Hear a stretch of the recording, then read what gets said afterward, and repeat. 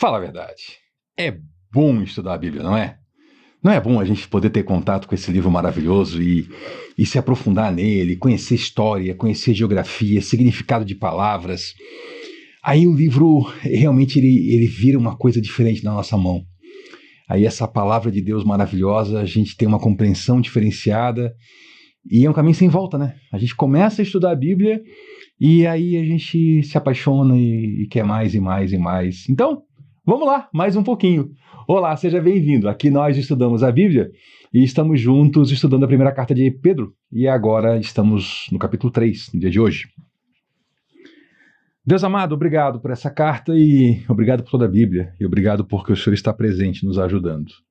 Nos ilumina, Senhor. Põe em luz o nosso caminho para a gente ver onde é que a gente está pisando e a gente andar pelo teu caminho, do teu jeito. E nós oramos juntos em nome de Jesus. Amém. Então vamos lá estudar a nossa carta. Convido você a abrir sua Bíblia também, me acompanha lá. 1 Pedro, capítulo 3. Se você está chegando agora, depois desse vídeo, você volta para o começo, tá? Tem a playlist aqui completa de 1 Pedro. E aí no comecinho ali, primeiro vídeo, eu explico mais sobre o contexto. Alguma coisa eu sempre dou uma revisada. Então, revisada breve, esse Pedro aqui é sim o Pedro apóstolo. Escreveu essa carta aqui provavelmente em Roma, lá pelo ano 64, 65, para as comunidades que ele lista lá no primeiro versículo, que são comunidades na região da atual Turquia e que estavam vivendo numa época uma perseguição do Império Romano. Pedro conhecia de perto a perseguição, o império era terrível, e era terrível contra os cristãos, Nero era o imperador, e Pedro escreve uma carta aqui de esperança, uma carta onde a gente vai ver isso bastante também no dia de hoje, vimos no último vídeo.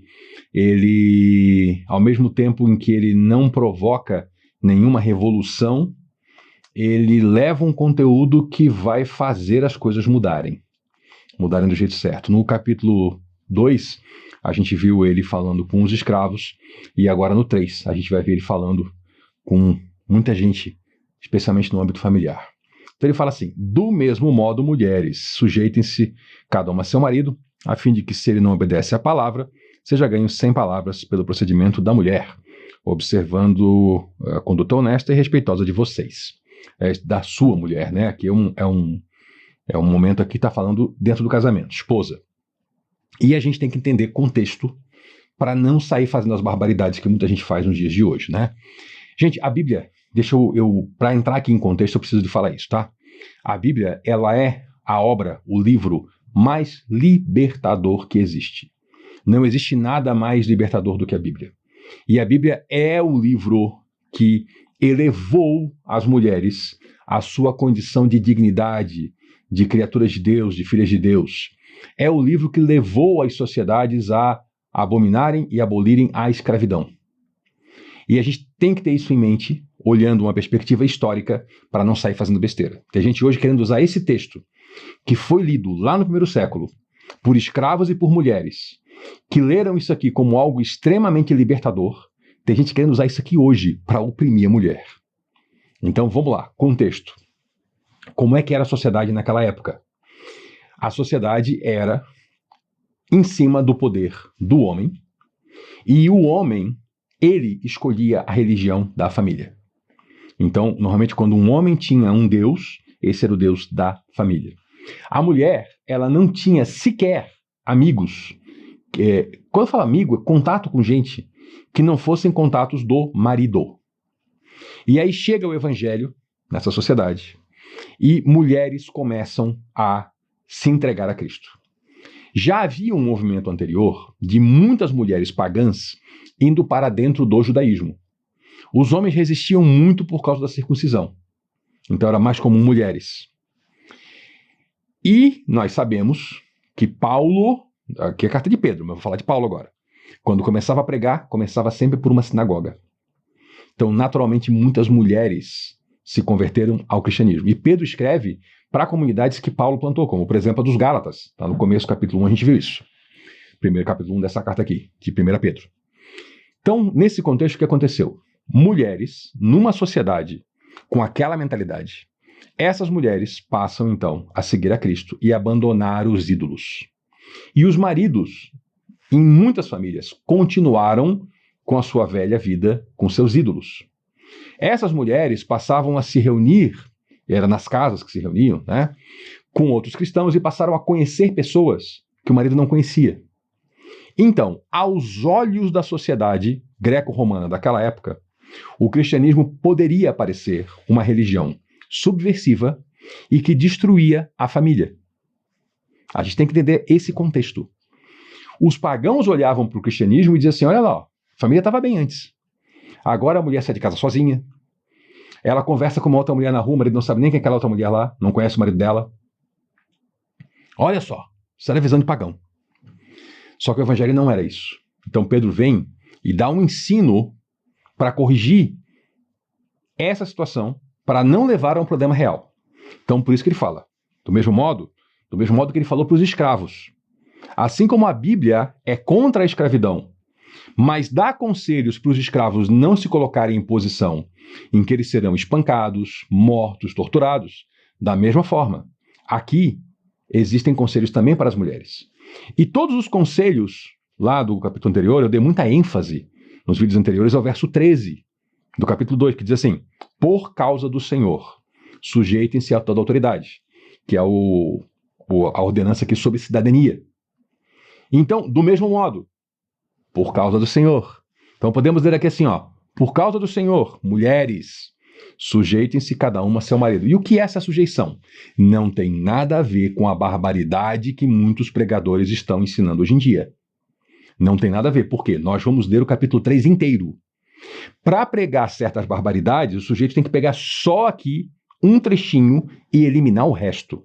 E não é isso que nós vamos fazer. Então você vai ver que essas coisas aí que estão fazendo e falando e pregando, que estão colocando a mulher numa posição que não é a posição de dignidade da mulher, elas não decorrem da Bíblia, mas decorrem de corações doentes que em qualquer religião iriam tentar fazer isso.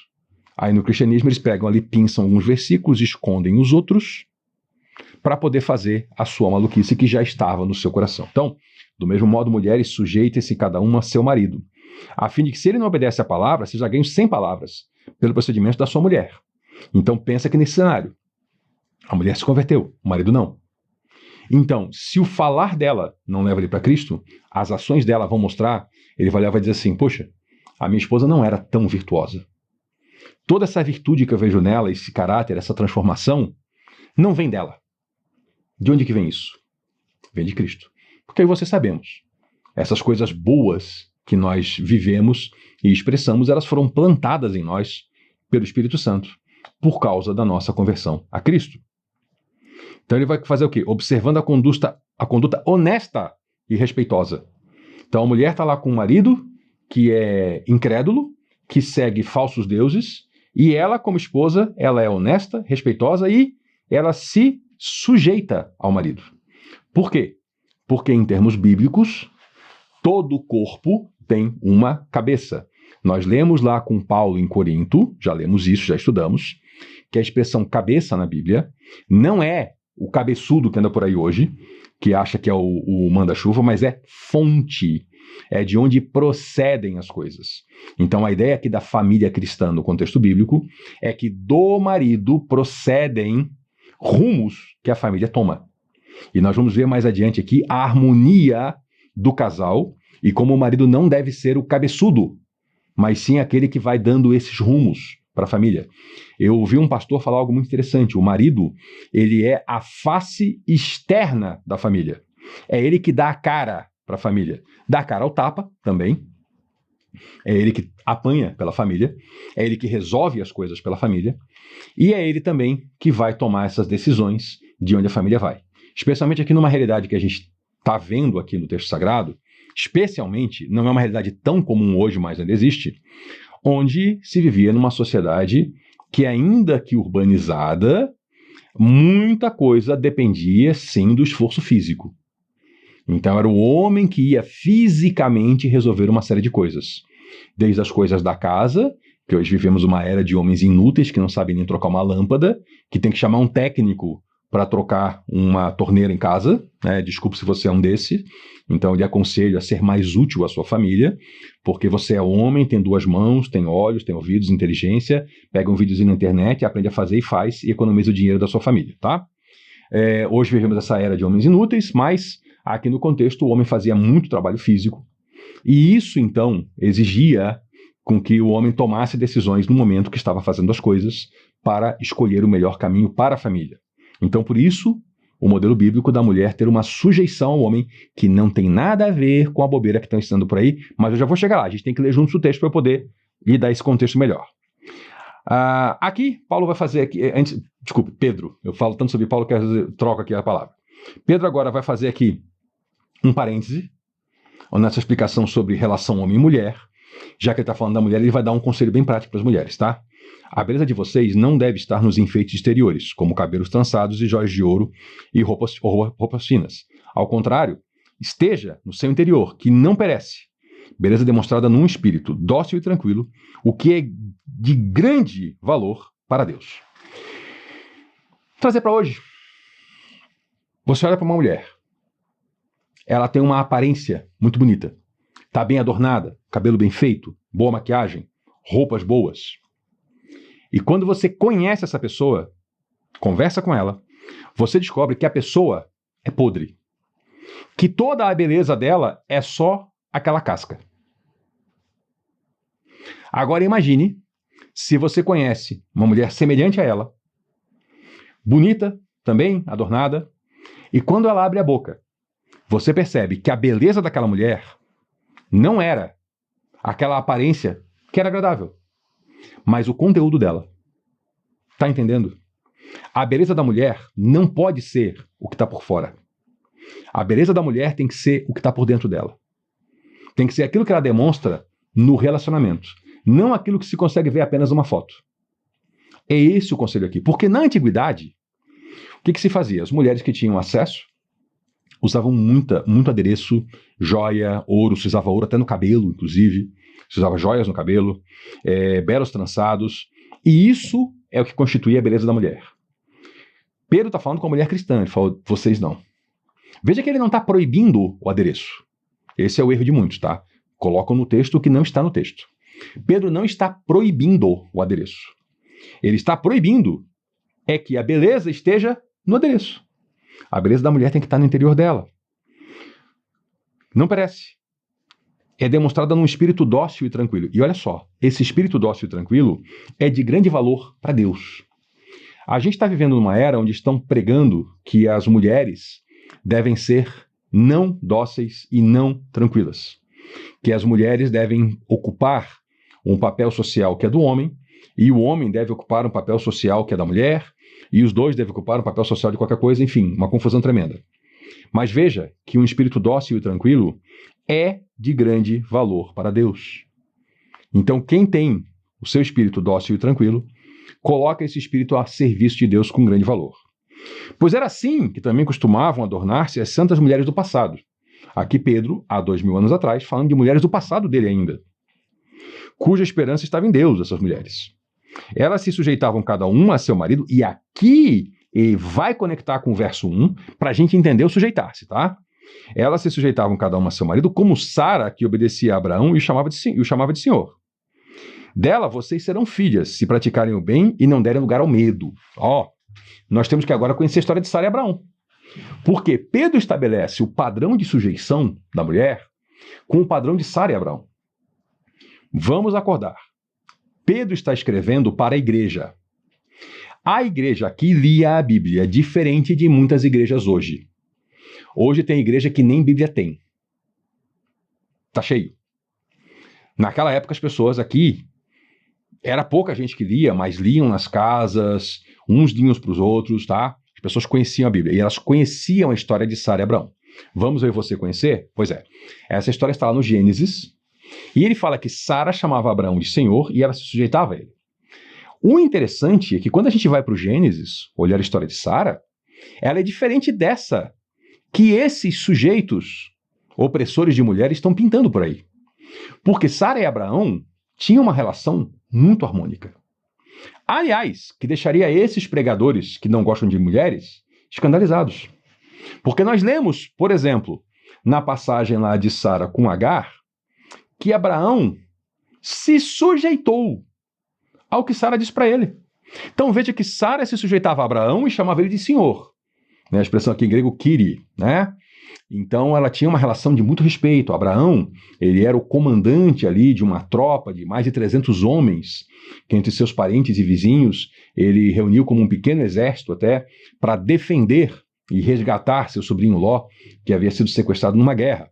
Então ele era um homem importante, ele era ao mesmo tempo um comandante militar, ele era um comerciante notável daquela região, um sábio que as pessoas respeitavam pelas suas palavras, alguém que era tido ali como um homem realmente, mesmo entre outros povos, né, da região ali que o conheciam, como um homem profundamente respeitado. E Sara também o respeitava. Mas Abraão não oprimia Sara. Aí que está a chave. Quando Sara teve uma péssima ideia de que a escrava dela fizesse sexo com Abraão para terem descendentes, já que eles não tinham filhos, Abraão se sujeitou e consentiu. Quando depois deu errado, e Sara ficou brava, porque a mulher estava grávida, e aí a escrava, né? E aí estava se achando, e ela foi reclamar com Abraão. Abraão falou para ela assim, ó, faz o que você achar melhor. Se sujeitou a ela. E se você pensa, mas é porque era uma relação torta, então tá bom. Então mais lá na frente, quando essa situação toda, a história, fica muito ruim, Abraão vai conversar com Deus, sabe o que Deus fala para Abraão? Abraão, faz o que Sara quer. Nesse caso aqui, não tenha receio. Tá? Eu vou cuidar das coisas todas. Eu vou cuidar desse menino, eu vou cuidar do teu filho com Sara, mas nesse caso aqui, o que Sara está te pedindo, vai lá e faz. Então, olha que interessante, Sara se sujeitava a Abraão, mas Abraão também se sujeitava a Sara e tinha uma relação harmônica com ela. E mesmo Deus mandou, numa certa ocasião, Abraão, faz o que Sara está dizendo. Então veja que o homem, como fonte de direção para a família, ele não é um déspota. Abraão não era um déspota sobre Sara. Ele era um bom marido. Então nós vamos olhar para esse texto aqui, buscando a referência e a interpretação dele. Você está vendo a importância? Eu falei na introdução, né, como é bom estudar a Bíblia. Porque quem não estuda vai ler esse texto aqui e vai chegar lá aquele pregador que tem raiva de mulher, que tem problema psicológico, que tem que estar se tratando, e não pastorando numa igreja, vai dizer assim, com aquela cara de malvado, né? Do mesmo modo, vai gritar, mulheres, sujeite-se cada uma. Mas ele não vai fazer isso que eu e você estamos fazendo aqui, de ir lá no resto do texto, tá, qual é o modelo de sujeição? O modelo de Sara. Como é que Sara vivia com Abraão? E como é que Abraão tratava Sara? Esse sujeito não faz isso não. Porque esse pessoal não quer estudar a Bíblia, eles querem usar a Bíblia para oprimir você. Aí que tá a diferença, né? Dela, de Sara, vocês serão filhas, se praticarem o bem e não derem lugar ao medo. Isso aqui é muito legal, porque quando fala em sujeição, especialmente com esses pregadores malucos aí, a mulher tem medo, né? Ela fala, minha vida vai virar um inferno? Mas aí se ela olha para esse modelo aqui, opa, não, peraí, aqui tem uma harmonia no lar, mas não é só isso não, tá? Eu já vou chegar no maridão também, calma lá! Calma lá, você aí que tá estufando o peito, se achando cara, e dizendo aqui, eu vou pegar esse vídeo aqui e vou mostrar pra minha mulher. Mostra o vídeo todo, tá, irmão? Porque eu tenho mais coisa para falar que tá no texto aqui. E a gente tem que viver isso aqui também, tá? E aí ele fala que as mulheres serão filhas de Sara se praticarem o bem e não derem lugar ao medo. Viver uma relação harmoniosa não tem espaço para medo. Agora aqui, antes de eu pegar os irmãos, antes de eu pegar os irmãos para essa conversa, eu preciso dizer uma coisa. Nós não estamos falando aqui sobre gente doentia, tá? Eu não estou falando aqui sobre psicopata, sobre sociopata, sobre narcisista, tá? Essa gente toda é outra conversa. Nós não estamos falando aqui sobre gente que promove violência e agressão. Já falei num outro vídeo, vou falar de novo, tá? Marido que bate em mulher, esse assunto não se resolve na igreja, é na delegacia, tá? É cadeia. Isso não tem a menor dúvida. Porque esse assunto aqui é sobre uma família de gente normal que está precisando de instrução. Não é de família onde tem um psicopata ou uma psicopata, tá? Aí o assunto é outro. Mas vamos lá. Do mesmo modo vocês, olha só, do mesmo modo. Não é de outro modo, não é em outro contexto. Do mesmo modo, vocês maridos, sejam sábios no convívio com as suas mulheres. E aqui o termo para mulheres, tá? Ele vai além de esposa. Então aqui também vai falar sobre as filhas, sobre todo mundo que está na casa sob a autoridade do marido, tá? Então o homem ele tem que ser sábio no trato com as mulheres, tratando elas com honra. Essa maluquice toda que é pregada hoje contra a mulher, quando você pega esse texto aqui, cai por terra. Por quê? Pregador pregando coisas que eu não vou repetir aqui porque não vou dar espaço para isso, tá? Mas que você sabe.